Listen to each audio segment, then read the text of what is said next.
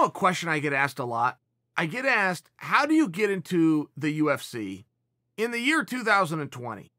And I got a teammate, Austin Springer, total stud, great record, does everything right, great guy, came through the Contender Series, was a big underdog, wins his fight, ends up not getting picked up. But I mean, this is a guy who's done everything right. And I just used Austin as an example because he called me 2 weeks ago. And he asked me that question. He said, what do I have to do to get in? What are they looking for right now? What is Sean Shelby looking for today?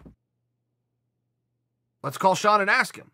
So I called Sean. I asked him, hey, by the way, Austin Springer came through the Contender Series. He goes, yeah, Chael, I know who Austin is. Great guy. Good fighter. I said, okay, he was just asking me, what right now, what would you say is the best course? And he goes, well, the Contender Series is a great course. The Ultimate Fighter, when that gets going, is a great course. But I don't know that my answer today would be any different than if you asked me 5 years ago or even 10 years ago.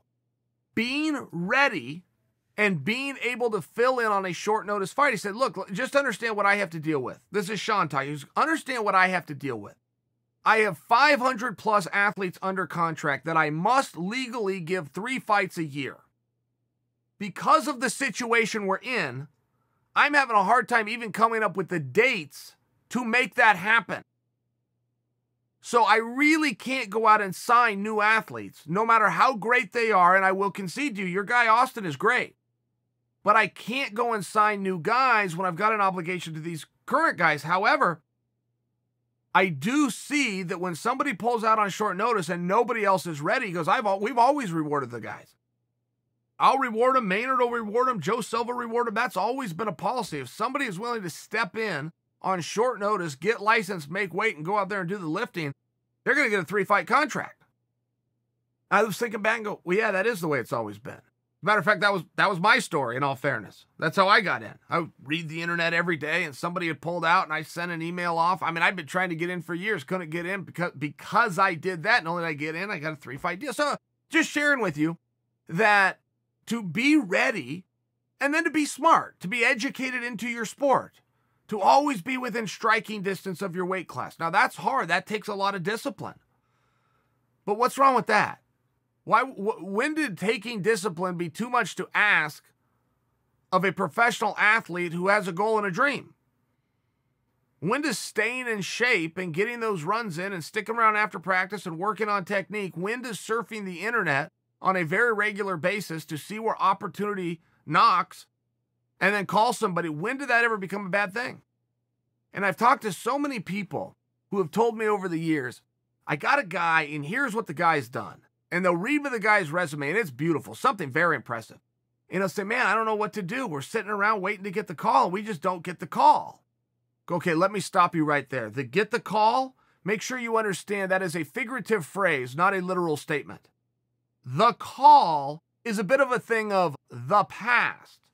Now you go out, you build a guy's resume, you get his name out a little bit, you do all of the things you would guess and not need me to tell you, but then you make the call.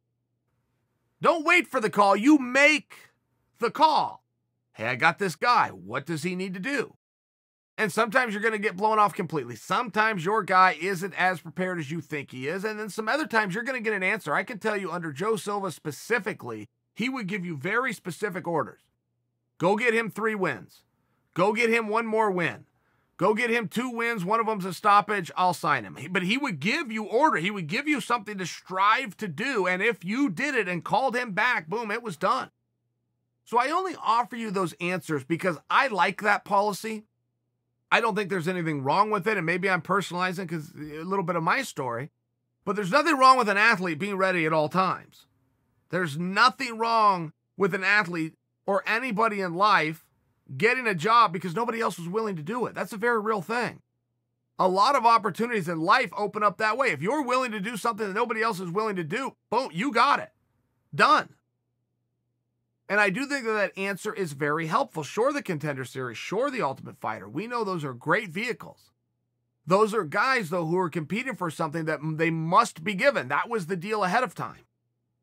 So as you build the roster and you limit the dates, regardless of how weird things might be right now, how different things might be right now, those contracts still stand. So to Sean Shelby's point,